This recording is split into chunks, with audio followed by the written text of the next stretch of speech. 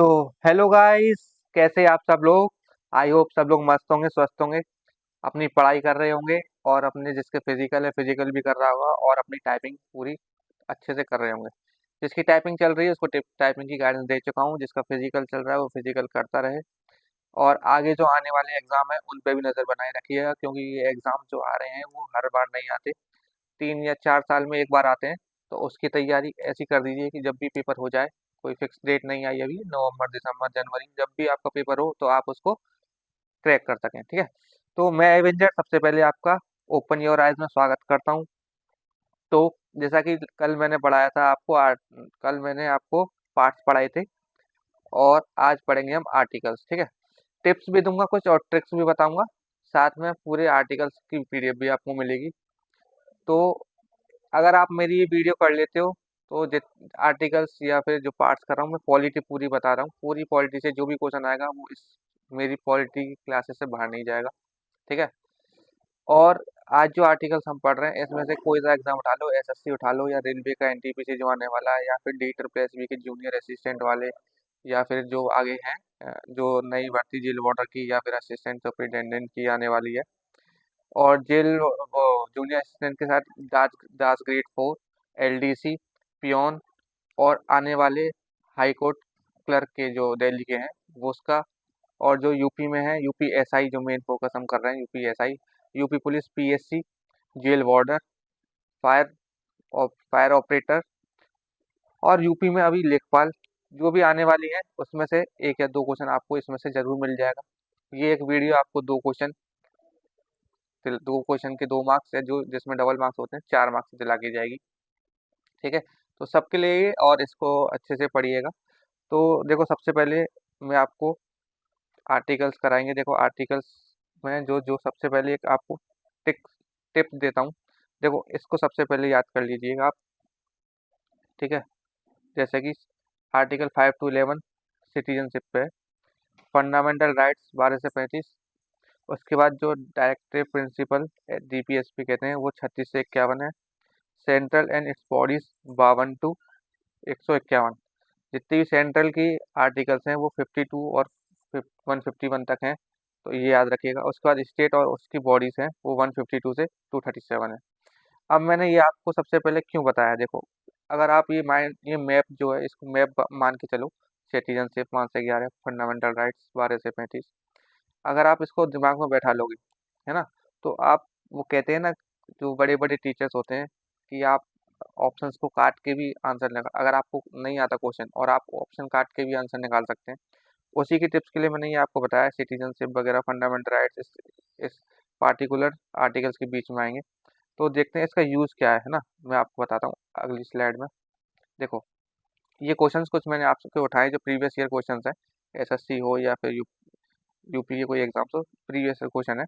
तो इसमें पहला क्वेश्चन देखो, अगर मैं मान के चलता हूँ कि मुझे इसमें से कुछ नहीं आ रहा, ठीक है, बस मैंने ये माइंड मैप जो मैंने अभी आपको दिखाया था पिछली बार ये याद कर रखा है, बाकी मुझे आर्टिकल्स नहीं आते, ठीक है। और ये क्वेश्चन देखो आर्टिकल ऑफ सुप्रीम कोर्ट, ठीक है। अब इसमें ऑप्शन है 124, 241, 214 और 412। बस इस जिसने भी मेरा जो माइंड मैप अभी जो पिछली बार मैंने दिखाया था कि आर्टिकल 16 से 1 to 5, 5 to 11 और ये सारा वो याद होगा, तो वो इसको काट देगा। देखो 124 इसको माइंड में रखेंगे कि 124 आ रहा है सेंट्रल में, ठीक है। 52 to 151 है तो ये आ रहा है, ठीक है। दूसरा 241 ये नहीं आ रहा, इसको काट देंगे, ठीक है। सी ये भी नहीं आ रहा, ठीक है, इसको भी काट देंगे। 414 ये भी नहीं आ रहा, इसका आंसर हो गया पहला, ठीक है। तो ऐसे अगर माइंड मैप आपको आपको याद होगा तो ये आप क्वेश्चन ऑप्शन से भी कर सकते हो, ठीक है। दूसरा article of attorney general of India, ठीक है, ऐसे ही इसमें काट देंगे। देखो ये सारे इसमें काटेंगे। Article of state legislative council इसमें भी कट रहा है, एक बच रहा है, ठीक है। तो ऐसे आपको माइंड मैप याद करके काटने वाला की टिप्स मैं देता रहूंगा और साथ में बीच बीच में ट्रिक्स भी देता रहूंगा। तो जो आपके क्वेश्चन आए वो किसी भी अगर नहीं भी आता हो तो भी आप ऑप्शन से उसको काट सकें, ठीक है। आगे चलते हैं। तो मैंने सबसे पहले आपको 1 से लेके जो 2 हैं 1 से 35 तक आज कराएंगे, उसके बाद जो नेक्स्ट वीडियो होगी उसमें बात करेंगे, ठीक है। मैंने 1 से 35 तक आपको सारे हिंदी में लिख के दे दे रहा हूँ, उसकी पीडीएफ आप ले लेना या तो आप उसकी स्क्रीनशॉट ले सकते हो, ठीक है। जैसे 1 से ये 11 तक है, इसमें पार्ट 1 और पार्ट 2 आ जाता है। 1 से 4 तक पार्ट 1, 5 से 11 तक पार्ट 2। स्क्रीनशॉट ले लेना, या मैं आपको पीडीएफ प्रोवाइड करा दूंगा अपने ग्रुप, टेलीग्राम ग्रुप पर, वहाँ से ले लेना, ठीक है। अब ये 12 से 35 तक क्या था, पार्ट 3, ठीक है। 12 से 23 इसमें है, और 24 से 31 इसमें है, और ये 35 तक आपका यहाँ तक। ये पूरे आर्टिकल्स अगर आपको ज़्यादा फ्री टाइम हो तो पढ़ सकते हो। अगर आपके पास बस इतना टाइम है कि हाँ हमको एग्जाम भी क्रैक करना है और 2 महीने हैं, पूरी जीके पढ़नी है, तो मैं आपको अभी इंपॉर्टेंट आर्टिकल्स बताऊंगा, ठीक है, उसको करना। ये आते हैं इंपॉर्टेंट आर्टिकल्स, ठीक है, इसको पढ़ेंगे ट्रिक्स के साथ, ठीक है। तो पहला वाला मैंने बताया था आपको, जो आर्टिकल 1 to 4 है, वो देखो आर्टिकल 1 क्या है, भारत राज्यों का एक संघ है। It is a India is a union of state, ठीक है, एक देश है और उसका संघ है। तो आर्टिकल 1 हो गया, वो सबसे पहले देश ही बना था। मैंने आपको जो लास्ट वीडियो में स्टोरी सुनाई थी पार्ट्स में, वो स्टोरी अगर आपको याद है, देखो वो स्टोरी ऐसी है, वो माइंड मैप में मैंने बनाने के लिए सुनाई थी, उसको ये मत सोचना कि वो वैसा वैसा हुआ ही था। एक माइंड मैप में आप अगर वो बना लोगे तो आप कभी भूलोगे नहीं, ठीक है। वो बनाई थी तो आपको मैंने बता दिया था, सबसे पहले देश बनाया गया था एक भारत देश, ठीक है। तो India is a union of states, ये हो गया। आर्टिकल दूसरा है admission and establishment of the new state, ठीक है। अब देश बन गया, अब उसके राज्य बनेंगे, तो दूसरे में वही है, नए राज्य का प्रवेश और स्थापना।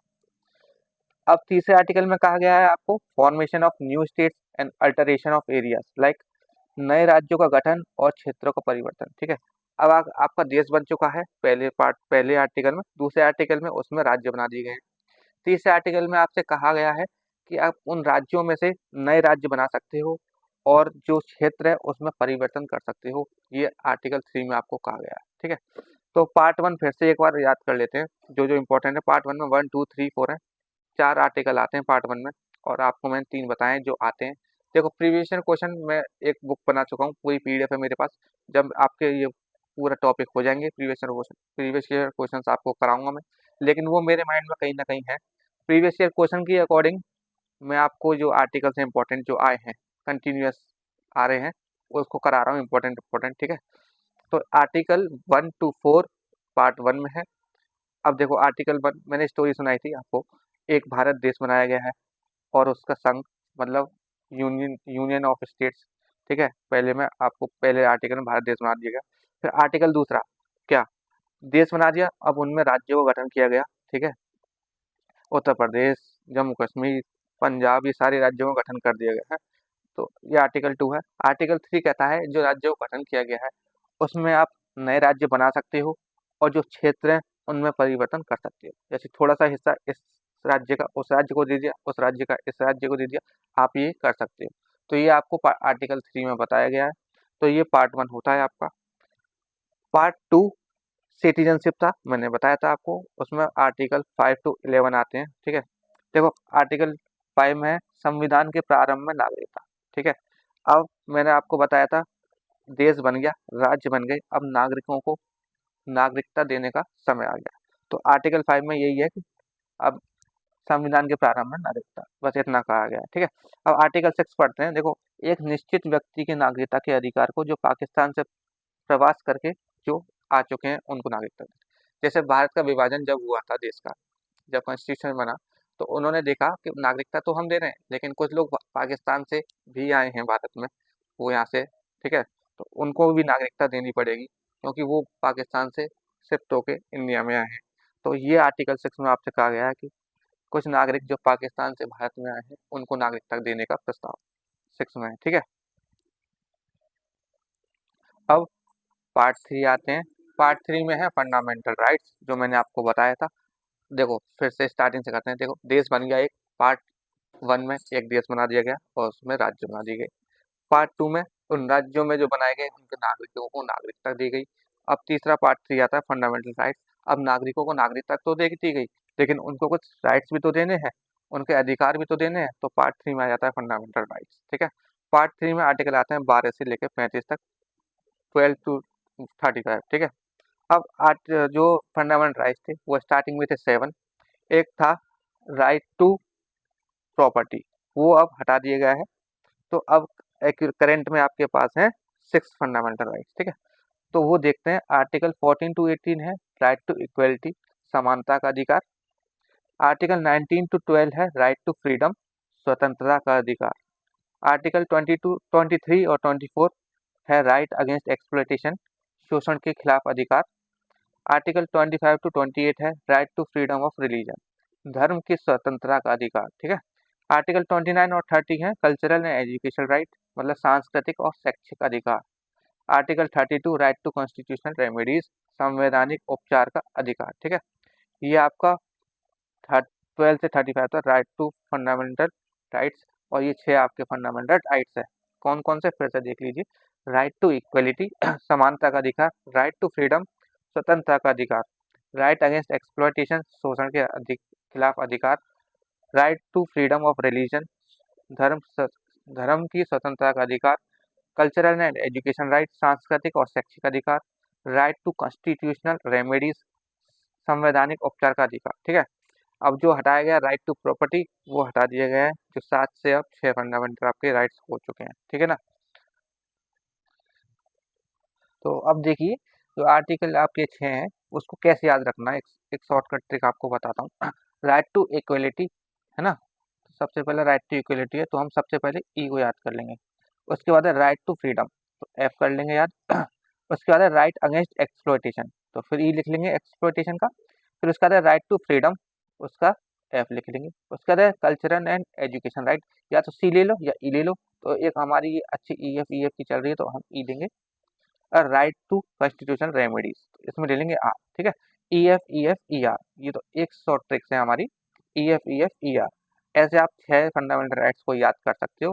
राइट टू इक्वलिटी ई ले लिया, राइट टू फ्रीडम का एफ ले लिया, राइट अगेंस्ट एक्सप्लॉयटेशन का ई ले लिया, right to freedom of religion, freedom का एफ ले लिया। Cultural and education right, C ले लो या ई ले लो, हम ई लेंगे। राइट टू कॉन्स्टिट्यूशनल रेमेडीज, इसका हमने आर ले लिया। ठीक है। तो ये था आपका ट्रिक्स याद करने का, है ना। तो ऐसे आप याद कर सकते हो ई एफ ई आर, इस चीज़ से आप कभी बोलोगे नहीं, ये बात याद रख लेना। ठीक है ना। अब आर्टिकल पे बात करते हैं, 1 मिनट इसको मैं उठा लेता हूँ मैं।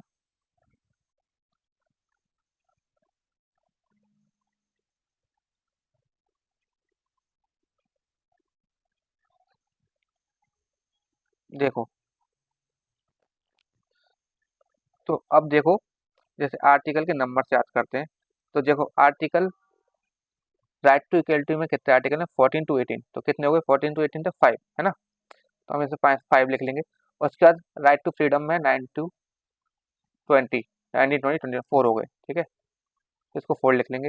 उसके बाद 23 24 2, उसके बाद 25 26 27 28 4।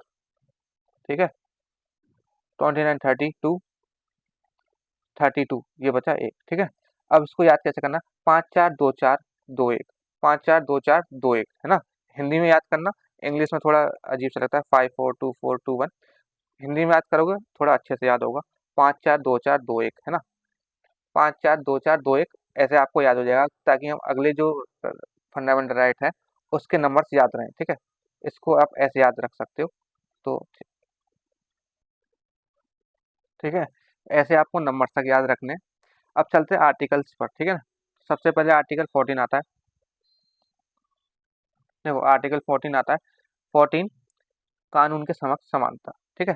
देखो ऐसे इसको ऐसे याद रख सकते हैं, जैसे हम टीन जो होता है ना, 14 14 में क्या आया, टीन। हम टीनेजर होते हैं, तो टीनेजर में सब लोग समान होते हैं, सब एक जैसी हरकत करते हैं, बच्चे लोग जो होते हैं ना सब एक जैसी हरकत करते हैं, तो सब होते हैं समान। टीनेजर तक कौन होता है, सब समान। तो समान, कानून के समक्ष समानता। ठीक है। अब आर्टिकल 15, देखो 15 में क्या है, धर्म नस्ल जाति लिंग जन्म स्थान या आधार पर भेदभाव। ठीक है। अब जैसे बच्चे होते हैं, टीन होते हैं, सब वो समान सेम जैसी हरकतें करते हैं, लेकिन सबसे ज़्यादा हरकत अगर बच्चे करते हैं टीनेजर में, वो क्या कहते हैं, जैसे कोई लड़का काला है, कोई लड़का पतला है, उनसे कहते हैं ओए कालू इधर आ। कोई लड़का पतला है, उससे कहता है ओ सूखे इधर आ। कोई छोटा लड़का, जैसे छोटे छोटे लड़के बच्चे होते हैं ना मोटे मोटे, उनसे कहते हैं ओ मोटू इधर आ। तो आपस में चिढ़ते हैं यार इन चीज़ों से ना। तो इसको 15 को याद करना है। सबसे पहले 14 में मतलब टीनेजर में हम लोग सब एक समान होते हैं, एक जैसी हरकतें करते हैं, तो कानून के समक्ष समानता। ठीक है, इक्वलिटी। उसके बाद आता है 15, अब हम धर्म के हम देखा काला है, कोई पतला है, कोई मोटा है, उसके करते हैं। तो 15 पे आ गया धर्म, नस्ल, जाति, लिंग, जन्म स्थान के आधार पर समानता। ठीक है। अब 16 आता है। 16 में क्या है, सार्वजनिक रोजगार के मामलों में अवसर की समानता। अब अब जैसे हम मैंने 14 और 15 टीनेजर पे बनाया। टीनेजर में सब लोग एक जैसी हरकत करते हैं, वो 14 हो गया। फिर सब लोग क्या करते हैं, तू काला है, तू मोटा है, तू पतला है, वो 15 हो गया। अब हम बड़े हो गए मान लो, है ना, हम हो गए बड़े। तो जैसे ही हम बच्चे से बड़े होते हैं तो सबसे पहले क्या होते हैं, 18 साल के होते हैं, क्या करते हैं, जॉब ढूंढते हैं, जॉब ढूंढते हैं ना। तो 16 हो गया सार्वजनिक रोजगार के मामलों में अवसर की समानता, equality of opportunity in matter of public employment. ठीक है। अब जैसे ही हमें जॉब मिल गई, जॉब मिल गई तो हम वहाँ क्या करते हैं, अरे ये तो एससी कैटेगरी से सिलेक्शन लेके आया है, इसको अनटच, इसको टच मत करना, इससे दूर रहना, ये एससी का है, ये एसटी का है, ये ओबीसी का है, ये जनरल का है, ऐसे रहता है ना। और 17 मतलब खतरा, 17 को बोलो आप खतरा। खतरा को क्या है, एक साइन बोर्ड लगाया जाता है इलेक्ट्रिसिटी पे रेड कलर का, मतलब खतरा, खतरा को टच नहीं करना। तो 17 से खतरा को याद रखो, खतरा से मतलब टच नहीं करना। Abolition of the untouchability. तो 17 आपका खतरा, क्या 17 आपका खतरा। देखो फिर से 14 टीनेजर से स्टार्ट हो जाए। टीनेज में सब लोग एक जैसे होते हैं, एक जैसी हरकतें करते हैं, बच्चों जैसी। कहते हैं ना बड़े लोग, ये तो बच्चा है, तो मतलब बच्चे एक जैसी हरकतें करते हैं। 14 टीनेज। इक्वलिटी बिफोर समानता, मतलब समानता, इक्वलिटी बिफोर लॉ। उसके बाद फिर सारे जो टीनेजर होते हैं वो आपस में कैसे बात करते हैं, यार ये तो पतला है, ये मोटा है, ये लंबा है, ये घेटा है, ये काला है, ये गोरा है। तो उसके जाति, धर्म, लिंग समानता, इसके भेदभाव के निषेध को, है ना। फिर आता है 16। मैंने क्या कहा था, 16 में लोग बड़े हो जाते हैं, टीनेजर बड़े हो जाते हैं, वो फिर रोजगार ढूंढते हैं। रोजगार की बात करेगी, ये सार्वजनिक रोजगार के मामले में अवसर की समानता। उसके बाद बड़े हो गए, रोजगार मिल गया, रोजगार के बाद आपस में करते हैं, जो एम्प्लॉय होते हैं, जो कलीग्स होते हैं, यार ये एससी वाला है, यार ये एसटी वाला है ना, इसको टच मत करना। 17 17 मतलब खतरा, खतरे का साइन मतलब नो टच, अनटचेबिलिटी। ठीक है। अब आपका आ जाता है 18, अबोलिशन ऑफ टाइटल्स, है ना। 18, अब इसको ऐसे याद रखो, 18 मतलब खटारा, या जो उपाधियां थी, जैसे लॉर्ड रख लेते, लॉर्ड माउंटबेटन, लॉर्ड वगैरह, ये सब खटारा चीजें यार। सबको समानता होनी चाहिए, कोई लॉर्ड कोई कुछ रख रहा है, ये सब खटारा चीजें यार, है ना। तो ऐसे याद रखना, आर्टिकल 18 खटारा। उपाधियों, अबोलिशन ऑफ टाइटल, उपाधियों का उन्मूलन। ठीक है ना। इसको ऐसे याद कर सकते हो आप। ठीक है। 18 तक आपको ऐसे याद हो गया। चलो आइए अब चलते हैं 19 पे। ठीक है। अब 19 आ गया, freedom of speech and expression, भाषण और अभिव्यक्ति की स्वतंत्रता। तो देखो सबसे पहले इसकी मैं बताता हूँ आपको। जैसे ही बच्चा 18 साल का होता है, 18 साल के बाद क्या होता है, 19 साल का हो जाता है, वो क्या कहता है, अब मैं बड़ा हो गया हूँ, 18 साल का 19 का हो गया हूँ, अब मुझे अब मुझे सब चीज़ की स्वतंत्रता है, जैसे मैं वोट दे सकता हूँ, मैं कुछ भी बोल सकता हूँ। वो बड़ा हो जाता है, भाई मैं तो बड़ा हो गया, मैं 12th पास हो गई, मैं तो कॉलेज में आ गया, अब मैं कुछ भी बोल सकता हूँ, कुछ भी कर सकता हूँ, कहीं भी घूम सकता हूँ, क्लासेस बंक कर सकता हूँ, वोट दे सकता हूँ। तो उसके माइंड में ऐसा बन जाता है। ठीक है। तो 19 में क्या करना है, फ्रीडम ऑफ स्पीच और एक्सप्रेशन उसको मिल जाते हैं। क्यों? क्योंकि वो 18 साल से बड़ा हो गया, 19 का हो गया। तो इसको ऐसे याद रखना है आपको, है ना, है ना। सब इजी चल रहा है अभी तक। तो ऐसे ही आप थोड़ा थोड़ा माइंड मैप बना के याद करते रहिए, है ना। एक बार अपना इस माइंड मैप को पूरी वीडियो कंप्लीट कर लोगे, एक बार रिवीजन कर लोगे, फिर आप इनको कभी भूलोगे नहीं, है ना। तो आर्टिकल 19 तक हो गया। अब आर्टिकल आते हैं 21 पे, है ना। आर्टिकल 21 है जीवन की सुरक्षा और व्यक्तिगत स्वतंत्रता। तो एक मतलब जीने का अधिकार माना सकते हैं, है ना। अब 19 में आपने क्या किया, अरे 19 में हम बड़े हो गए, हम 19 साल के हो गए, हम कॉलेज में आ गए, अब हम कुछ भी बोल सकते हैं, फ्रीडम ऑफ स्पीच मिल गई हम। और उसमें क्या करते हैं बच्चे, स्टार्टिंग में कॉलेज में आते हैं, एक दूसरे को गाली गलौज करते हैं, लड़ाई करने लगते हैं, है ना। तो जैसे अब दो कॉलेज के लड़कों में लड़ाई हो गई, अब एक दूसरे को मार रहा है और दूसरा तीसरे को मार रहा है। तो उसमें क्या वो बोलेगा, अरे जो जो कमजोर होगा वो बोलेगा, अरे मुझे जीवन का अधिकार है, मुझे छोड़ो, मुझे मारो मत भाई, है ना। तो वो आर्टिकल 21 में आ गया कि जीने का अधिकार है, right to freedom, right to freedom, protection of life and personal liberty, जीवन की सुरक्षा और व्यक्तिगत स्वतंत्रता। अब आर्टिकल 21 पे आते हैं। Article 21A। अब आर्टिकल 21A B C आपको जहाँ भी दिख जाए ना, तो समझ लो ये अमेंडमेंट किया गया है, पहले नहीं था, इसको अमेंडमेंट करके आपको ऐड किया गया है। तो इसको आप ऐसे याद कर लेगा, right to education of children 6 to 14। अब आप यहाँ तक आ गए हो 21 में, कॉलेज तक आ गए हो, लड़ाई अगर है ना, कॉलेज तक आ गए हो, लड़ाई लड़ रहे हो, गालियाँ दे रहे हो, तो एक बार फिर उनको याद आया कि भाई हमने पिछली बार जैसे 18 से बड़े 19 को हमने अधिकार दे दिया बोलने का, लेकिन हम ये भूल गए कि हम जो 16 से 14 तक बच्चे हैं उनको पढ़ने का, right to education of children, children को पढ़ने का अधिकार देना चाहिए, तभी वो 19 में आके कॉलेज में आएंगे, है ना। तभी उनको फ्रीडम ऑफ स्पीच मिलेगी। तो उन्होंने एक अमेंडमेंट कर दिया आर्टिकल 21A में कि right to education of for children age 6 to 14। ठीक है, ये याद रखिएगा, बहुत ईजी है, तो ये सब आप याद रखिएगा, है ना। अब बच्चे को पढ़ने का अधिकार दे दिया अमेंडमेंट करके। फिर आते हैं आर्टिकल 23 पे। तो इसमें क्या है, provision of traffic in human beings and forced labour. ठीक है, अब जैसे हमने आर्टिकल 21A में अमेंडमेंट करके 6 से 14 साल तक बच्चे को शिक्षा का अधिकार तो दे दिया, लेकिन जो छोटे बच्चे होते हैं 6-7 साल के, 8 साल के, 9 साल के, वो फर्स्ट सेकंड थर्ड फोर्थ में होते हैं। अब मान लो उनको, बच्चा कोई स्कूल जा रहा है, छुट्टी हो गई, घर जा रहा है, उठा ले गए, है ना, तो इस पे रोक लगाई गई आर्टिकल 23 पे, provision of traffic in human being and forced labour. ठीक है, 23 में बच्चों को मानव यातायात पर रोक लगा दी गई। ठीक है, अब आर्टिकल 24 पर आते हैं। ठीक है, provision of working of children. अब जैसे उन्होंने आर्टिकल 21A में क्या करा, बच्चों को शिक्षा का अधिकार दे दिया कि 6 साल से अब 14 साल को आपको पढ़ने का अधिकार है। अब लेकिन कुछ लोगों ने क्या करा, पढ़ा नहीं रहे, बच्चों से काम करा रहे हैं, तो आर्टिकल 24 में क्या किया गया, प्रोविजन लगा दिया working of children under the age of 14। ठीक है, 6 से 14 साल तक के लोगों को, बच्चों को आप अधिकार दिया गया था पढ़ने का, और 14 साल से कम बच्चों को ये अधिकार दे दिया कि आप काम नहीं करोगे, आपका काम क्या है, पढ़ना। ठीक है, तो आप ऐसे याद रख सकते हो 24 को। ठीक है, ठीक है।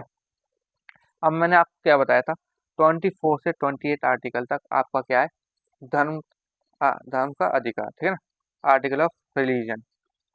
तो 24 में सबसे पहले क्या है, नहीं, आर्टिकल 25 to 28, 24 तक हो गया, 14 साल से बच्चों को कम तक, है ना। 25, 26, 27 आर्टिकल है राइट टू रिलीजन। ठीक है, तो 25 पे बात करते हैं, धर्म का अधिकार। सबसे पहले अगर देखो धर्म से स्टार्ट हो रहा है तो बस आर्टिकल, जो पहला आर्टिकल होता है उस चीज का, वो होता है बस धर्म का अधिकार। जैसे धर्म का राइट टू रिलीजन है 25 to 28, तो सबसे पहले आपका सीधा है धर्म का अधिकार, बस। ठीक है, अब 26 पे आते हैं, 26 पर सीधा बोल देते हैं। ठीक है, देखो, धार्मिक मामलों में प्रबंधन की स्वतंत्रता। अगर आप देखो तो किसी धर्म को मान रहे हो, धर्म की स्वतंत्रता है, मान लिया आपने किसी धर्म को अपना लिया, अब धार्मिक मामलों में प्रबंधन, उसका प्रबंध करने के लिए आपको अधिकार है। ठीक है, किसी चीज का आप उस धर्म के रिलेटेड प्रबंध कर सकते हो। तो ये आर्टिकल 26 आपका हो गया। ठीक है, धार्मिक मामलों में प्रबंधन की स्वतंत्रता है आपको। तो आर्टिकल 27 देखते हैं। देखो आर्टिकल 27 क्या कहता है, किसी विशेष धर्म के प्रचार के लिए करों का भुगतान करने की स्वतंत्रता। अब आपने प्रबंध कर दिया। ठीक है, देखो सबसे पहले आपने 25 किसी धर्म को अपनाया, 26 आपने उस धर्म के स्वतंत्रता मामलों में धार्मिक में किसी प्रबंध किया, मान लो कुछ चीज आपने आयोजन किया उस धर्म के लिए, तो आयोजन में क्या लगता है, पैसा। तो आर्टिकल 27 क्या कहता है आपका, किसी धर्म विशेष के प्रचार के लिए करों का, आप किसी के ना मतलब चंदा मांग सकते हो, आप किसी धर्म को आयोजन करने के लिए चंदा मांग सकते हो, धर्म के प्रचार के लिए करों के भुगतान की स्वतंत्रता। ठीक है, आर्टिकल 27 बहुत ईजी है। आर्टिकल 25 से 28 लाइन एक एक मतलब उससे चलिए पैरा से, जैसे 25 मतलब धर्म की स्वतंत्रता। अब मान लो मैंने एक धर्म अपना लिया, 26 क्या कहता है, अब उस धर्म के लिए मैं एक आयोजन कर रहा हूँ बड़ा, है ना, तो आर्टिकल 26 हो गया। उसके बाद क्या होता है, अगर मैं धर्म के लिए आयोजन कर रहा हूँ तो उसमें क्या लगेगा, द पैसा, है ना। तो आर्टिकल 27 कहता है आप तो किसी धर्म के प्रचार प्रसार के लिए चंदा इकट्ठा कर सकते हो। ठीक है, अब आर्टिकल 28, कुछ शिक्षा संस्थान की धार्मिक शिक्षा एवं धार्मिक पूजा में भाग लेने का स्वतंत्रता। ठीक है, अब आप आयोजन कर रहे हो तो शिक्षा शिक्षा जो संस्थान है धर्म के प्रति, उसको खोल सकते हो, धार्मिक शिक्षा या धार्मिक पूजा के भाग लेने की आपको स्वतंत्रता है। 26 नहीं, आर्टिकल 25, 26, 27, 28 ये आपके हो गए। ठीक है, अब आगे चलते हैं 28 के बाद। ठीक है, अब आगे आपका आर्टिकल 29। तो आपको जो माइंड मैप मैंने पढ़ाया था उसमें 29 और 30 क्या था, आर्टिकल फॉर माइनॉरिटीज। ठीक है, 29 क्या कहता है आपको, protection of interest of minorities, है ना, अल्पसंख्यकों के हितों का संरक्षण। देखो आर्टिकल 29 को आप ऐसे याद रखिएगा।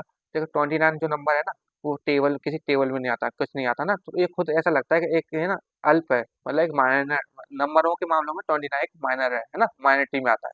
तो ऐसे याद कर सकते हो 29 एक माइनॉरिटी नंबर है जो कहीं नहीं आता, किसी टेबल में नहीं आता, किसी क्यूब में नहीं आता, किसी स्क्वायर में नहीं आता, तो यार एक माइनॉरिटी नंबर है ना, तो इससे याद कर सकते हैं ये protection of interest of minority, इसकी प्रोटेक्शन हमको करनी चाहिए। आर्टिकल 29 की प्रोटेक्शन करनी चाहिए, 29 एक माइनॉरिटी नंबर है।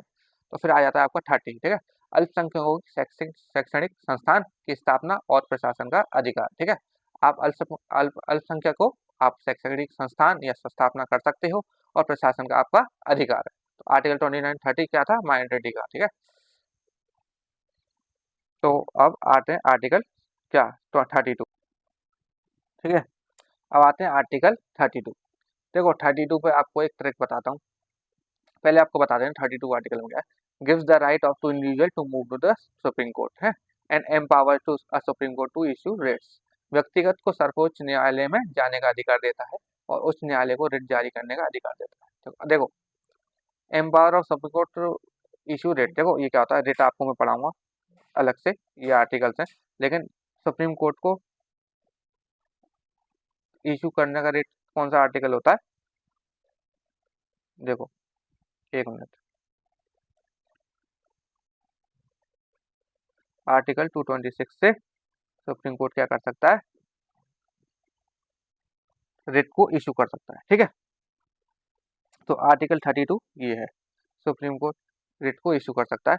अब रिट क्या होता है ये मैं आपको पढ़ाऊंगा दूसरी वीडियो में, अभी आर्टिकल चल रहा है। ठीक है, अब इसको याद करने का तरीका बताता हूँ। आर्टिकल 32 देखो, जब कोई मुंह पे एक घूसा मार देता है बहुत तेजी से, तो उसकी क्या होती है, 32, हाँ ये बोलते हैं, हाँ ये बोलते हैं, देखो एक घूसे में 32 ही निकाल दूंगा, मतलब जो 32 दांत होते हैं ना हमारे, सारे तोड़ दूंगा एक घूसे में, 32 ही निकाल दूंगा। तो जब दर्द होता है, जब घूसा मारते हैं मुंह में दर्द होता है, 32 ही जब सारे दांत टूट जाते हैं, क्या होता है, दर्द। आपको दर्द हो रहा है तो आप कहाँ जाओगे, कोर्ट। तो आर्टिकल 32 में क्या है, gives the right to individual to move to the Supreme Court. Supreme Court जाने का अधिकार है हर एक व्यक्ति का। ठीक है, अब उसको दर्द हो रहा है तो कहाँ जाएगा बेचारा, सुप्रीम कोर्ट, कहाँ है, कोर्ट जाएगा, सुप्रीम कोर्ट जाने का। 32, इसको ऐसे याद रख सकते हो, 32 दांत, 32 दांत होते हैं, 32 दांतों में दर्द होता है तो आप कहाँ जाएंगे, दर्द हुआ इंसान को, सुप्रीम कोर्ट। तो 32 आर्टिकल जो है वो इंडिविजुअल को सुप्रीम कोर्ट जाने की इजाजत देता है, और सुप्रीम कोर्ट को रिट इशू करने का भी इजाजत देता है। जो सुप्रीम कोर्ट क्या करता है, 226 आर्टिकल से रिट इशू कर सकता है। ठीक है, ये हो गया आपके आर्टिकल 32। तो आपका जो हो गया पार्ट 3 क्लियर। ठीक है, राइट टू फ्रीडम। अब कल से पढ़ेंगे अपन लोग 36 to 51। तो आपको अभी एक रिवीजन करा देता हूँ जो आज हमने पढ़ा है। देखो एक मिनट,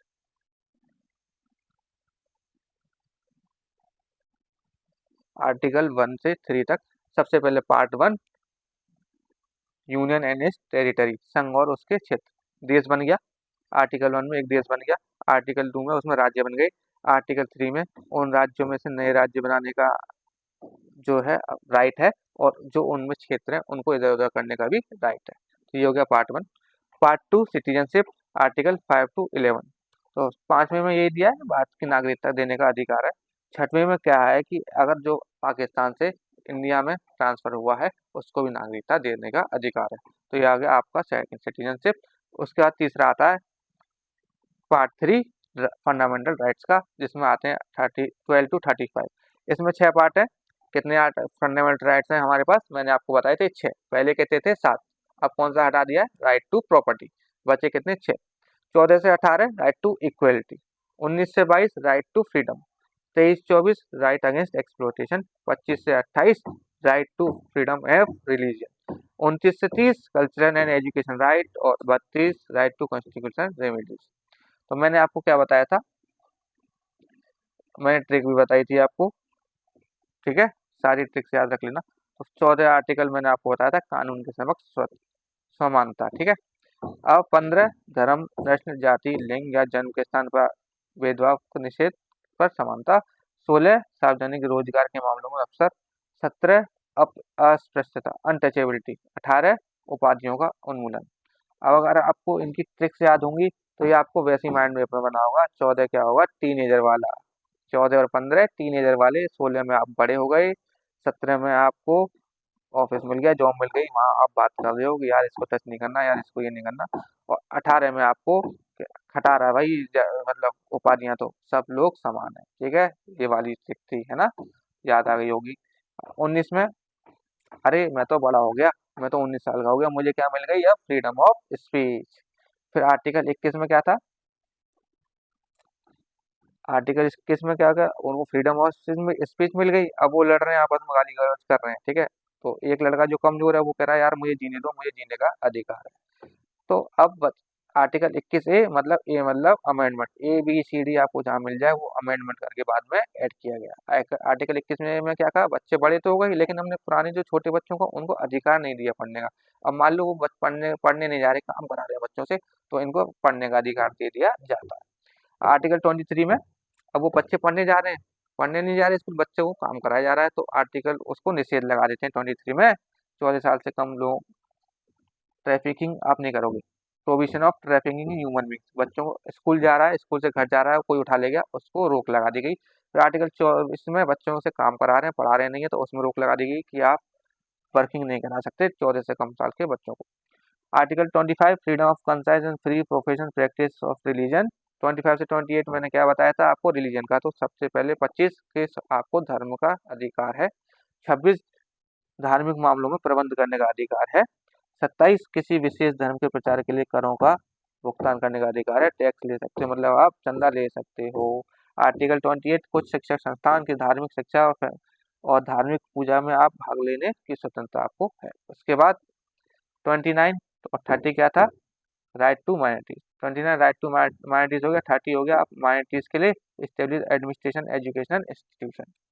अब 30 को उल्टा 32 क्या था, बत्तीसी, बत्तीसी तोड़ दूंगा, बत्तीसी टूट गई तो क्या होगा, दर्द, दर्द होगा तो कहाँ जाओगे आप, सुप्रीम कोर्ट, सुप्रीम कोर्ट में जाने का आपको इंडिविजुअल का अधिकार है। और सुप्रीम कोर्ट को रिट जारी करने का अधिकार है। सुप्रीम कोर्ट रिट जारी किससे करती है, आर्टिकल, बताइए बताइए याद हो तो, आर्टिकल 226। रिट्स होते हैं, क्या होते हैं, सब आपको अलग वीडियो में बताया जाएगा, अभी आर्टिकल है। आज इतने आर्टिकल करते हैं, कल 36 से आगे बढ़ेंगे। आज मैंने इसलिए बताया क्योंकि ज़्यादा ट्रिक्स आप एक साथ याद नहीं कर पाओगे। अब इन ट्रिक्स को याद कर लेना, माइंड मैप बना लेना। अब अगले संडे से आपको क्यूज कराई जाएंगी, तो जो मैं अब पढ़ा रहा हूँ मंडे से लेकर सैटरडे तक, उन्हीं टॉपिक्स पे आपको क्यूज कराई जाएगी। आपको टारगेट क्या है, 100 में से 95 प्लस का। जो 100 में से 95 प्लस लाएगा मतलब वो अच्छे से पढ़ रहा है, 95 से कम लाएगा उसको फिर से एक बार रिवीजन करने की जरूरत है, क्योंकि मुझे 100% आपको रिजल्ट देना है। UPSI target, SSC target, RRB NTPC target, SSC GD, जो भी इस वीडियो से जो भी टारगेट कर रहा है उसका सिलेक्शन मेरे ग्रुप से होना जरूरी है ना। तो संडे को क्यूज कराएंगे। और अगर आपको कोई भी डाउट होता है इसके रिलेटेड कि भैया ये थोड़ा समझ नहीं आया, तो कमेंट कर देना, या फिर जो मेरा टेलीग्राम ग्रुप है उसमें जुड़ जाना, वहाँ से आप एवेंजर जो उसका ओनर या एडमिन है ग्रुप का, उससे आप डीएम कर लेना। विद इन मिनट्स आपको, या within some few minutes आपको रिप्लाई मिल जाएगा, ठीक है। पढ़ाई लिखाई के मामले में मैं तुरंत रिप्लाई करता हूँ। ये आप जो मेरे जो ग्रुप में बच्चे जुड़े हुए हैं, चाहे वो assistant operator, radio operator, head operator, या फिर आपके जे के कोर्ट वाले जुड़े हों, या फिर कांस्टेबल वाले यूपी पुलिस के जो भी जुड़े हों, अगर आप थोड़ा मतलब जेन्युइन कुछ सवाल पूछते हो डीएम में, तुरंत रिप्लाई आपका मिल जाता है, ठीक है। और रही बात अब कोई भी डाउट हो आप पूछ सकते हैं। तो अब आपको कल क्या पढ़ाएंगे, आर्टिकल 35 तक हो चुका है, उसके आगे का, ठीक है। तो अगर आप ग्रुप से नहीं जुड़े हो मेरे टेलीग्राम ग्रुप से, तो मैं आपको अभी डिस्क्रिप्शन में लिंक डाल देता हूँ, उससे जुड़ जाइए। वहाँ पे आपको सारे क्लासेस की पूरी वो मिलती रहेगी, सारी क्लासेस मिलती रहेंगी, और सारी जो वो गवर्नमेंट जॉब्स है उसके रिलेटेड एक जेन्युइन अपडेट आपको मिलती रहेगी, ठीक है। अभी तक मिलती रही है, आप देख सकते हैं पुरानी कट ऑफ से लेके हो गई, या फिर फॉर्म्स में मतलब कितने बच्चों ने फॉर्म्स हैं, मतलब एक caste wise SC ST OBC सारे, कितनी अटेंडेंस जा रही, सारी आपको वहाँ पे जानकारी मिल जाएगी। तो आप ग्रुप में जुड़े रहिए, वहाँ से आपको वीडियो की जानकारी मिल जाएगी। और अब सबसे पहले हमें क्या करना है, मोटिवेशन देना है किसको, एवेंजर भाई को, क्योंकि वो आपको फ्री ऑफ कॉस्ट पढ़ा रहे हैं। तो मोटिवेशन कैसे मिलेगा, डू सब्सक्राइब, बस एक सब्सक्राइब का बटन दबा दो ताकि हमें भी मोटिवेशन मिलता रहे। तो अब कल मिलते हैं नेक्स्ट वीडियो में। Thank you and have a nice day, ठीक है।